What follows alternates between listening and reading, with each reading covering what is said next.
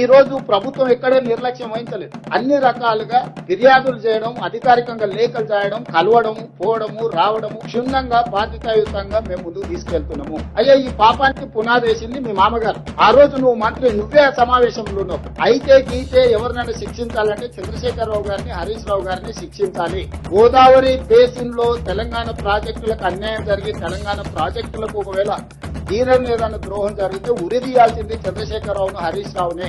సర్వ పాపాలు చేసింది మీరు, పాపాల భైరవులు మీరు. తెలంగాణకు అన్యాయం చేసింది మీరు. కాంట్రాక్టర్లు ఇచ్చే కమిషన్లకు మీ ఇద్దరి కలయికనే ఒక కాంట్రాక్టర్ పెట్టిన సమావేశం. నీళ్లు, నిధులు, నియామకాలనే నినాదంతో రాజకీయ పార్టీని మీరు ముందుకు నేర్చుకుని అధికారంలోకి వచ్చి ఆ నీళ్లకు సంబంధించి కృష్ణా బేసిన్ ఉమ్మడి రాష్ట్రంలో మొదలుపెట్టిన ఒక్క ప్రాజెక్ట్ అయినా పూర్తి చేసిందా చంద్రశేఖరరావు గారు? కాసుల కక్కుర్తితోటి తుమ్మిరేటి దగ్గర కట్టకుండా వదిలేసి అబద్దాలు ప్రచారం చేసి మేడిగడ్డ, సుందిల్లా, అన్నారం లిఫ్టులు కట్టి పంపులు పెట్టి మీరు కట్టుడు కూలుడు 3 ఏళ్లలో జరిగిపోయింది.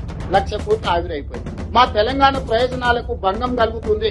కేంద్ర ప్రభుత్వం, ఆంధ్రప్రదేశ్ ప్రభుత్వం తెలంగాణ ప్రజల ప్రయోజనాలను పనంగా పెట్టి గోదావరి జలాలను రాయలసీమ పెన్నా బేసిన్ కి తరలిస్తున్నారు.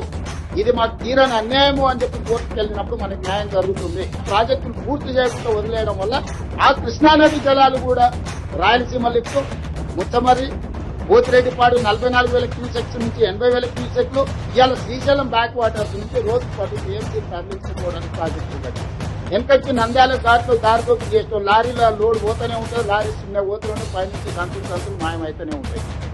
ఇవాళ రాయలసీమ లిఫ్ట్, పోతిరెడ్డిపాడు, ఇవాళ ముచ్చమర్రి ఆ ప్రాంతానికి పోయిన నీళ్ళు అక్కడికక్కడనే మాయమైపోతున్నాయి. ఎక్కడ పోయినా తెల్లారిలో చూసే వరకు ఏం కనిపిస్తలేదు. దీనికి కారణం పోతిరెడ్డిపాడు కదా, నువ్వు చేసిన కుప్పటి కదా.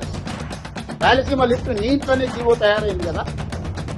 ముచ్చమర్రి చంద్రబాబు నాయుడు కడుతుంటే మూసుకొని కూర్చున్నది నువ్వే కదా. ఈ 10 ఏళ్లలోనే కదా ఈ దుర్మార్గం జరిగింది. ఇలా ప్రాజెక్టులు పూర్తి చేయడానికి ఖర్చు పెడదామంటే నిధులు లేవు, నీళ్లు ఆగుతలేవు, అవి కిందిపోతూనే ఉన్నాయి. ఇంకో కింద నీళ్లు ఉన్నాయి కదా, నేను ఎక్కకపోతాను ఆయన తయారైంది.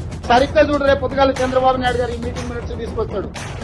వీళ్ళు కాదు, చంద్రశేఖరరావు గారు చెప్తారు 3,000 టీఎంసీ సముద్రంలో పోతున్నాయి, తెలంగాణ వాళ్ళకి ఏ నష్టం ఉన్నాయి, సముద్రంలో కొన్ని తీసుకొని బాగుపడతాడు, మీకేం కష్టం వచ్చింది. మా చంద్రశేఖరరావు మంత్రుడే కానీ రేవంత్ రెడ్డి ఎందుకు చెప్తున్నాడని ఆయన తయారైతాడు.